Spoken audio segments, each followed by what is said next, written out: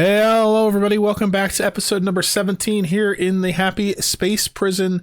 We have a bunch of jobs we've queued up where we're doing some work, doing maintenance around the base today. And there is a lot of things that we need to get moving through, a lot of things that need done. I'm trying really hard in this playthrough to only do things kind of one thing at a time. Somebody on the last video made a comment about how I could have used the coolant here to also cool this volcano. And I normally would do stuff like that. I would try to make things efficient and try to double things up and do all kinds of fancy stuff, because you definitely can. But I'm trying hard in this playthrough to not necessarily do things in the fastest and most efficient way possible, using, the least amount of power. I'm trying to do things in a way where I can explain them fairly simply, because I feel like newer players have trouble when they're watching a video and there's like 10 things going on. It's hard when you're trying to learn new concepts. So that's why I'm doing things where I just do one little thing at a time. My playthrough is probably going to be 10 times longer than it needs to be. I'm okay with that. Some of these things, you certainly, once you learn how they work, you can definitely make them better, make them more efficient, and do things like using this coolant, which is definitely more powerful than I need for the base, because the base only has a tiny bit of stuff that needs to be cooled. I could use this and also cool this thing down. No problem. But I'm trying to do things in a more simple way, just so that it's easier for people to pick it up and understand. The next step that I'm working on, there's a 1,000 things I could do, but I want to work on fixing up this area down here. Right now we have a system here where we have our steam vent. It's overpressurizing. We're not getting water out of it anymore, and this water is just getting hotter and hotter. Now that we have steam turbine and aqua tuners, we can set up a system here to handle the steam vent much better. I'm going to try to just kind of throw it together. There's definitely guides for how to do this online if you are looking for something where can see exactly how to do it step by step. But I'm going to just try to throw something together here, and I'm going to use an aqua tuner to cool down water, which will also heat the steam up enough that it can turn into water. It can be cooled down and turned into water, and then we can repeat the process. Hopefully, in the end, the idea is that we will get water out that is 70 degrees, and we'll be able to keep it going. It's not going to be self-sustainable. I don't think it's going to generate enough power from the steam, because we're going to have to throw a lot of heat into it using the aqua tuner. But we have power, so that's not an issue. So I'm going to work on just kind of cleaning up this area and getting in here where I need it to go, and then we'll figure out exactly how I want to handle the water storage, because I do still want to collect a large tank of water just so that I can have it. We'll figure it out. I have all the buildings in place I need to get started to lay this out, and so I'm going to explain this, how this is going to work, just in basic terms. There are calculators you can use online. If you want to use them, I recommend Professor Oakshell's. You can search for it. It will calculate based on the numbers you get when you analyze any vent or geyser or anything, and tell you exactly what you need to do what you want. But I'm just kind of throwing things together with the basic knowledge that I have from doing this in the past. The idea is this cool steam vent emits steam, and a steam turbine can turn the steam into cooler water. The problem is the steam comes out of this vent at 110 degrees. A steam turbine, if we put one down, let's make one out of steel. I don't think these have to be steel, but I'm going to use them because I have steel. I'm going to put 3 of them up here. These will take in steam, but the steam has to be over 125 degrees before the steam will go. It can be between 125 and 200 degrees. If it's below 125, the steam's not hot enough to be processed. If it's over 200, it's too hot to be processed. So that's the numbers we need to be aware of. I'm using 3 steam turbines. I'm pretty sure it's way overkill. I think only 1 would be enough for this one. This cool steam vent doesn't output that much overall, but I'm going to do 3 just because it looks nice when I lay it out that way. The temp shift plates here are in place to shift the temperature evenly across the room. So a temp shift plate takes temperature and it spreads it from where it is to all 8 blocks that are around it. That's why I have them spaced with a gap like they are, because I don't want them touching each other because it's kind of a waste. And I don't want them touching the edge of the insulated tiles because then they'll be pushing heat into the insulated tile. It won't go fast, but it will go, and I don't want it to do that. So this tile is spreading temperature to the 8 tiles around it. This one is doing the same. And so in essence, this one is transferring into this steam. This one is picking up from there and transferring it over. So this one, it transfers steam the whole way across, or temperature the whole way across. Once I get this water up to boiling, this oil is going to come across. I have this set up to keep putting oil in until we have 200 kilograms of oil across the bottom. That oil can take a lot more temperature than the steam, and so we can use that as a heat buffer to keep everything nice and hot so the steam turns into hotter steam faster. In order to get the steam to go fast, to go higher, we're going to use an aqua tuner. We're going to make one out of steel just because we have it, and it'll make it so that it'll handle the temperature better. I'm going to put it over here because I want to be able to put the piping underneath it. If I put it like here or here, that neutronium would get in my way. So this is going to need power. And let me think about how I want to do. Kind of want to put in a heavy watt cable in here, because of how this is all going to work out. Let me think about this for a second. Let me move this. I'm going to build over on this side. I'm going to take a moment and build in a thing where I can send a heavy watt line in, so I can connect the steam turbines directly to it, and then we'll connect it directly to the grid with a heavy watt line. The reason is these thermal aqua tuners use 1200 watts, and so when you put them up on a line, they pretty much take up all the power that you can do on one conductive wire. So it's easier to just send in a heavy watt line, especially because we're not going to be going back in here once we're done. So it's not going to affect it. So let me get that straightened out and then we'll fix this. Okay, I have added in the power connection here. I'm going to make it so we can run power down this way and connect up to our grid when we're ready for that. But right now we have power that goes from the steam turbines and connects into the thermal aqua tuner. So when we connect that to the grid, we can feed power into the aqua tuner. We can pull power out of the steam turbines. Everything will be groovy. So next step is getting the automation set up for the aqua tuner. So when we used the aqua tuner before, over here, let's go up to it. We used a thermosensor to determine the temperature of the fluid coming out. And then if it was too warm, then we ran the aqua tuner. In this case, we're using the aqua tuner a little differently. We're using this to generate heat, to get the steam, to push the steam to the point where it can create steam for the steam turbines. So there's a couple things we want to check with that. So I'm going to put in an end gate, if I can find it. We're going to make it out of steel just because it's going to be inside there. And we're going to put it right on top of the aqua tuner. And for the connection, we'll just run a steel line from the output to there. And then there's two things we want to check with this system. We want to check the atmospheric pressure and the temperature. So I'm going to run one over to this side, just to get it out of the way, and then one straight up here. And then on this one, we're going to put in an atmosensor, and on this one, we're going to put a thermosensor. And then we'll connect them up. We're going to check to make sure that the steam inside the room is below 20 degrees, and that there's an atmospheric pressure inside the room that is high enough that we want to inject steam. If we manage to clear all the steam from the room, we don't want the aqua tuner to run because it will break. So we want to make sure we have enough steam in here to heat up, and that the steam is cold enough that the aqua tuner needs to run to get it to go increase the heat in the room. So that's the first part.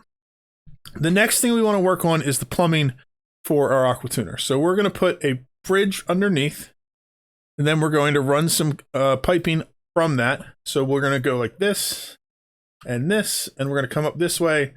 Let's see. The wall is going to be here. So let's run it like this. And then we'll come up like this. And over this way. And right here, we're going to switch to a radiant pipe. So we're going to do a radiant pipe all across the bottom of these. And then I'm going to take an insulated pipe and I'm going to do for the output of these. That's perfect. So then we have from our radiant pipe, we're going to connect it up here and we're going to loop down here. Let's come up. Oops. Let's come up this way. We're going to have to go up into the room because there is neutronium in our way. So let's do that with some ceramic. And then we're going to go here and we're going to connect to here. And this will connect here. So what this is going to do is we're going to be creating a loop that has water running through and getting cooled down by the aqua tuner so that it goes into here. So that's the first part of our loop. The second part of our loop is going to be, we're going to have the water from this, and we'll be moving this around too, but we're going to have this come down and go this way. And then we're going to connect these up in series.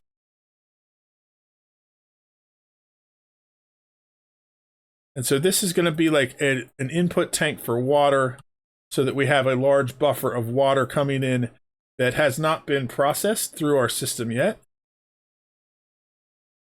And then this steam output line, we're going to come this way and we're going to bridge that one to here. Let me think about how we actually want to do that. Let's change that up just slightly. I want to make sure that there is priority from the steam coming out of the turbines so that it goes first. So we're going to do we'll cut this line and then we'll do line coming in from the steam turbines. So when the steam coming off the turbines comes in, it'll jump across this bridge and take first priority. Water coming out of here will take second priority. And then that'll come down here and it'll feed into these tanks. And then the next thing is that we want the water from that big buffer tank be going into this loop like this. So basically, if there's water in the loop, then we want to make sure that that water is getting fed onto the loop this way. The next thing we have to do is do a check for that water to get it out of our system. So I got to find a space that we can fit that in. But I'm going to let them build all these lines first, and then we'll come back to it. Okay, we have all that piping in place, and everything is working. So our water that's being processed is being put into these tanks. I'm going to actually cut that off temporarily because I'm going to want to pump this water up to process before we do that. We'll get to that in a minute. But we have this loop going through, and right now it's not working because even though the automation is hooked up, there's no power hooked up. And that's good because we have not added in the processing for our water to be checked to make sure that it's not too cold. And so that would be a big issue if we didn't have that in before we started running. I kind of want this to line up. I'm going to be sealing this room off right along here. I kind of want to fit everything in this loop. Let's see how I want to do this. So basically what I need to do, let's move this bridge over one. And then we can connect this up this way. And then we can take this bridge out of here. Because I need some space in here to get this to work. So we're going to do some plumbing here. And it's going to come down this way. And I think we can do it just like this. I hope this will work. We shall see. So what we need to do is have automation from here. We're going to do a liquid pipe thermosensor. We're going to put it right here with a shutoff. Oops, I hit the wrong button. So shut off. And then we're going to rotate that this way. We're going to end up having to put power down here for that as well. So when we connect it up over here, let's run this line a while. We're going to go through here and connect it. This tile doesn't need to be here. That's just there so they can walk across for right now. So let's get rid of it. And then we're going to need an automation line that goes across here. And then we're going to need to do some more plumbing from here. And we're going to go from the output here and connect there. And then we're going to do this in series again. I just like them in series. I could just run it straight across, but I like being able to see how full the tanks are in a line. And then this line is going to come out this way and feed into here. And that should be good. So, okay, so what we're going to do is connect this here and disconnect this here. So after the water comes through the aqua tuner, the next thing it's going to do is it's going to come down here. This thermosensor is going to check the temperature of the water. And if it's below the temperature we want it to be cooled to, it will turn this shutoff on so the water can go into these tanks. And then it can go out through this line over this way. And then it'll back up, filling this up. I think that's all the automation we need. So I'm going to get this all built up, and then we can start testing it. I'm going to cut this off here so that we can run a bridge from this pump. We'll go up this way, and then we'll pump this up in here. We're going to do a priority bridge system here and go like this. We'll have this one go in here. We'll have this one go in here, and then both of them will come this way. So this water will go fed in first, this one second, and they're both on the secondary line here, so the steam turbines will be first. So it'll be this is 1, this is 2, and then new water that we're making will be 3 to fill up our buffer tanks. Okay, let's get everything built, and then I'm going to connect it to power, and we'll test it out and see how it works. All right, I've connected the power. Now we should be able to see if this is working. So the water's going through here. We are getting to the point where this water's coming through, getting cold enough, because I set this to 70, because that's all I needed. I need it cold enough that it's below 70 so that our electrolyzers will handle the rest. So all this water's coming through here. The new water getting loaded on is coming from this tank and from the salt water, so it's hotter. So it's going around again. And this water is going up here. It's going to be used to cool down the steam turbines, relatively speaking. It's going to be like 70 or 80 degrees, but that's cool enough to keep the turbines where I need them to be so that they'll keep working. And then that water is going to feed around, and it's going to go down here to the aqua tuner. And because this is on and this is on, if we look at the automation, this water, when it goes through here, is going to get cooled down by 14 degrees. And it's already been checked what temperature it is here so that it won't be below a point where it's going to freeze. And then once it gets cooled down, if it's cool enough that it meets that 70 degree mark, it will then go sent this way and put into these tanks and sent off to our electrolyzers. So now we have it processing. Water coming out here is 65 degrees. It's under 70. That's what we want. Over time, as this water goes through and it's getting hotter and hotter from this buffer tank, this turbine is going to be heating this room up. This steam is going to climb to the point where it is above 125 degrees. So the steam turbines will take that steam, it'll turn it into water, and it'll send it out. We have a lot of catching up to do because there's a lot of steam in there, but eventually the goal is to just be processing it as soon as it comes out, and the aqua tuner won't run when we don't have steam in there to cool, and this thing will just loop. We may have to do some changes up to the automation to make sure that means water will still get sent if these get empty. But because we have a large enough buffer tank, I think we should be okay to get everything running so that we have buffer tanks to get through the dormancy cycle. We'll have to play around with it. This is way overcomplicated than you would need to do, but that's the fun in this game, for me, anyway. When you over-engineer stuff, you might as well over-engineer it. So there's a lot of things here that are going on. We could, if we wanted to, even cool this down farther, but because we're running this water into the electrolyzers, there's really not a point. But we can also do that if we need it to cycle some more to get this aqua tuner to run more. if we need that to get processed the steam. And so I think I'll do that right now because we need to do it. So the lowest we can make this is 15 degrees, because if we go any lower than that, when it comes around and it hits this aqua tuner, it's going to crack that pipe. So if we do that, that means now this water is going to continue to loop multiple times and keep cooling down, and this aqua tuner is going to stay up a lot, which means we can push this steam to the point where we can get all this extra steam taken out. It's kind of overkill, and it's not efficient, because when the water comes out, it's going to be cold, so cold that it won't work in the, it won't be, it'll still work for the electrolyzers. It'll actually, do a little bit of cooling as it goes, but we're not going to be deleting any heat with the electrolyzers, which is not a problem. So we're going to let this go like it is. So now you can see now it's 58 degrees, but it's still not going because it's not below 15, and it's going to keep cycling multiple times. And that means these buffer tanks will fill up, and we can get this thermal aqua tuner to push this steam.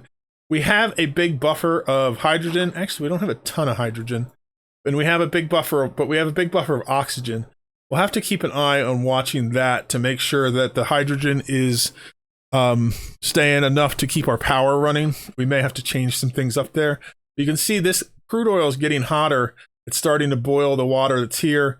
It'll start pushing the steam soon. So I need to think about that a little bit more, but this will work the way it is right now. We're just going to have to tweak everything. So I'm going to let this keep going for a while. We're going to process through the water that's in here. We're going to process through the steam that's in it. And then I'll come back and show you if I had to change anything to make it work exactly the way that we want to. System's running pretty well now. I added in a few extra automation steps, and I wanted to show them to you. For right now, I just have the water in this tank down here feeding into the electrolyzers so that we can get everything in here back up to full, because we're running really low on hydrogen. I'll switch that over in a little bit. First automation I did is this bridge here where this water line coming in went in. If I didn't have a line here for overflow, then when these tanks filled up, the water had nowhere to go, which means the steam output would have nowhere to go, and the steam turbines could jam up because they have no pipes would get blocked. So what I did is I ran that down here, and I put it in as a overflow here. So as long as water's not flowing in, the water from our cleaning system up here, the desalinators, will bypass it, and it'll be hot, but it'll go in so that we will just be making sure the water continues to flow. The problem is that could make this back up. So what I did is I put in an automation here. If this goes above its full point, and we're going to make this 75, it will turn on the electrolyzers to run for sure with this line. So even if this is off and this is off, so our electrolyzers aren't running, if this gets to 75%, meaning our buffer tank here is almost completely full and everything has backed up, it runs until it goes down to 25%. That way we still have room for water going in. The last thing I did is I added a buffer tank up here. This, I don't think it's going to be necessary. It's just because we're adding water into this loop, the cooling loop isn't stagnant. Like it's not the same amount of water every time. I was noticing it would get a little bit of extra water and then it would end up stopping. This makes it so it'll continue to flow. And just in case over time it adds an extra 10 kilograms of water here and there, because there's this bridge here before the bridge that's adding on here, I set up some automation so that if this manages to get up to 75% full, then this automation tells it to turn this on and send water out of that loop, even if it's too hot. Because we want to make sure water just keeps going so that this doesn't back up and the system doesn't break. That should cause us to have everything running fine. Right now, this is not running because there's not enough steam pressure, because this stopped running. It'll erupt again in 22 seconds. That means this loop won't do anything until we need that cooling, that heat to heat up steam. Otherwise, if the steam would all get dropped down to very small amounts, like the 800 milligrams here, it would not be able to absorb the heat from this aqua tuner, and it would cause this thing to overheat and break. So that's why that's in there. It does mean that this system's not always going to be processing water, but that's okay. The idea of this is not to keep the water cool, it's to keep the steam processing so that we're processing all this water and getting the free water out of here. We're actually generating power from the heat in it, cooling it down a little bit, and then we're cooling it down all the way to 15 degrees, though in practice it won't be that cool because there will be times where hot water is getting dumped in directly, like this right now, and so this tank will end up being hotter than 15 degrees, but it'll cool it off some, and that's all that matters. Again, this is way overkill for what we need, but I like it. It's pretty cool what it does. This line here is now, this tank is full, so what I'm going to do now is I'm going to switch this around so that this line comes from there and this line goes up, so that way we're running this water through our system up here, and that way this tank is processing. That way we can keep moving water out of here, and this water will slowly get pumped into here when there's not water coming from the steam. This water takes priority over the water being made in the desalinators, so this will get used up first. We can remove this once all this water is gone. We just want to process through it. And then this will be our main source of water, and this will be our buffer tank. So that's pretty cool. We also have some more things we need to do with water. I'm not going to get time to do it in this episode, but I'm just going to show you what they are, because I'm probably going to do them off camera over the course of the next, in between the next couple of episodes, because they're not really that interesting like this. One is we need to replicate this system up here to handle this one. It'll be a little bit different because on that one, we're not going to have the salt water coming in to feed water, so we won't be using the buffer tank system.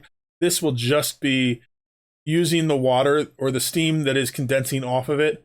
We'll be processing as coolant to heat up the steam in there just to get it processing out, and then we'll ship the water off, and the water will just go into this system as well.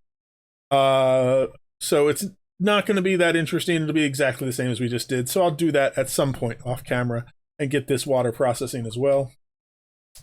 For the saltwater geysers and the cool slush geyser. This cool slush geyser, I know I'm going to close this off and I'm just going to be pumping that out and running it off in somewhere to store it. This one doesn't really need anything advanced because we're not trying to cool it down. It's already cold. So we'll just box it off. We'll have a pump in there that pumps it out when it gets over a certain level. That way it stays sealed and we don't have any off-gassing. And the geyser will keep running because we'll keep the pressure in there low enough. So I'll do that off camera and I'll show it to you later. It's not that complicated. So I'll do that too. So then we'll get all those done. The only other one to figure out is there's a steam vent down here, but it is underneath all this water. So we'll deal with it later.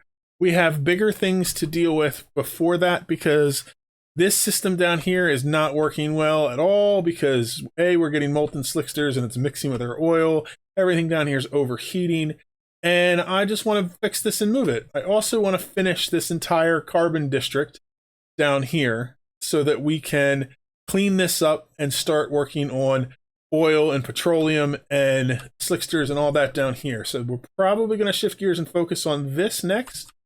But I'll probably do a little bit to get this cleaned up, finished before I go down there. But that's going to be the focus of the next episode. Next episode is going to be all about oil, petroleum, and the carbon district. We may not get to the point where we make a petroleum boiler in the next episode because we have a lot of prep to do before we get to that. And I want to do it in a way where I can show how to build a petroleum boiler without having to do too many complicated calculations. You just have to know some basic principles. But we'll get started working towards that, cleaning this whole area up. Anyway, I hope you learned a little bit from this super over-engineered solution for this cool steam vent. And I appreciate you watching. I will see you in the next one. Bye-bye.